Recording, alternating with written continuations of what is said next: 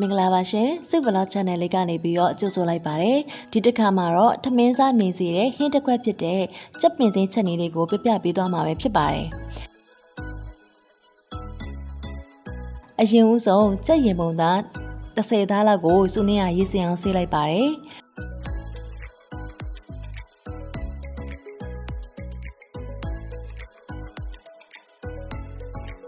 ပြီးသွားပြီဆိုရင်တော့စက်သားလေးတွေကိုကိုလိုတလောက်တုံးလိုက်ပါတယ်။သေးသေးလေးတွေတုံးမယ်ဆိုရင်တော့ပိုကောင်းတာပေါ့ရှင်။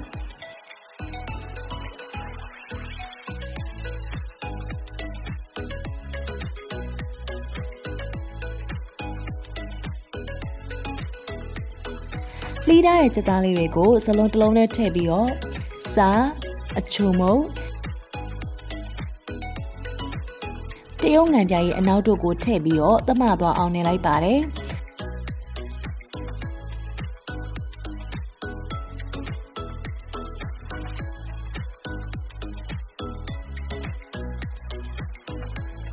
ကျက်သွန်ပြူတမွားနဲ့ငုတ်သီးစိတ်စိတ်တောက်ကိုရေးစစ်ထားလိုက်ပါတယ်အဆက်စားရတဲ့သူတွေကတော့ပိုထည့်နိုင်ပါရဲ့နော်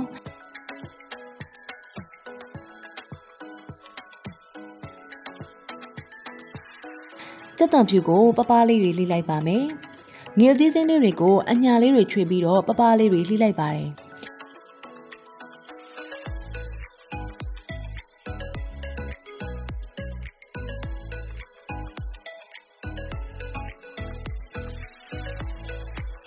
ပြီးသွားရင်တော့ငရုတ်စုံတစ်ခုကိုယူပြီးကျက်သွန်ဖြူနဲ့ငရုတ်သီးစိမ်းကိုထည့်ပြီးတော့ညှက်သွားအောင်လို့ထောင်းလိုက်ပါတယ်ရှင်။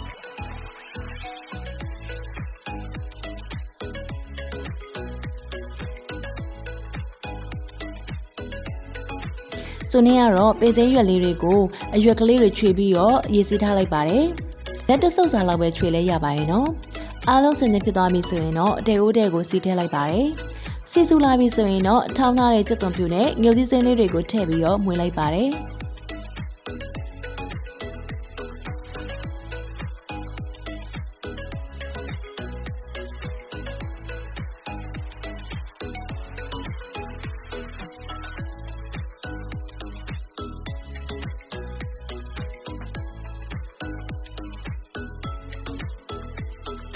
အနံလေးတင်းလာတဲ့အခါမှာနှက်ထားတဲ့ကြက်သားလေးတွေကိုထည့်ပြီးတော့မှွေလိုက်ပါတယ်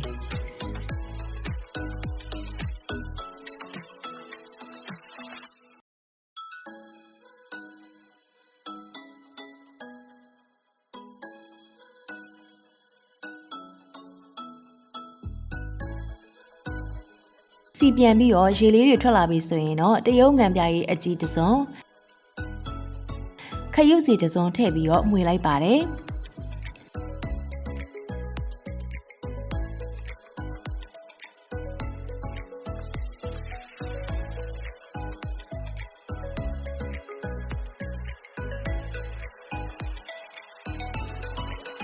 အဖုံးခဏအုပ်ထားလိုက်ပါတယ်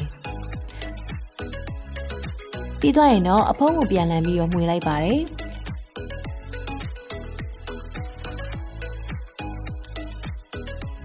အရသာလေးမီးစမ်းကြည့်လိုက်ပါတယ်ဆိုနေရတော့အရသာအတွက်ခရုစီနည်းနည်းလေးထည့်လိုက်ပါတယ်အရသာအပေါ့ငံအတွက်ကိုစားအောင်လို့သလိုထည့်လို့ရပါရဲ့နော်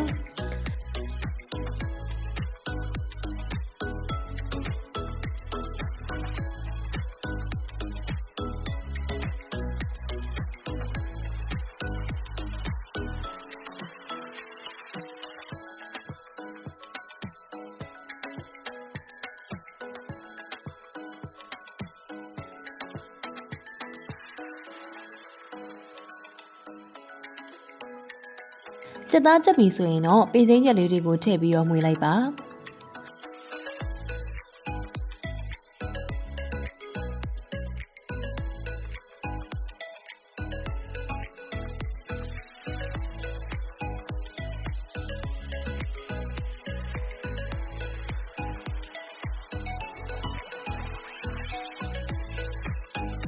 အခုဆိုရင်တော့အနံလေးကိုတင်းနေပါပြီရှင်။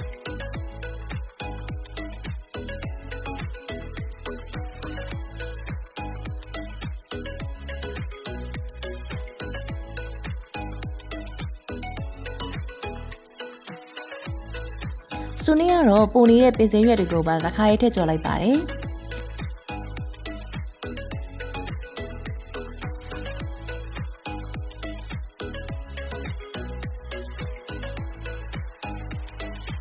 အခုဆိုရင်တော့ထမင်းစားမြင်စီမဲ့ကြက်ပင်စိန်ဟင်းတစ်ခွက်ရပါပြီရှင်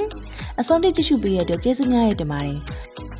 like share လေးနဲ့ subscribe လေးလည်းလုပ်သွားပေးကြပါအောင်ရှင်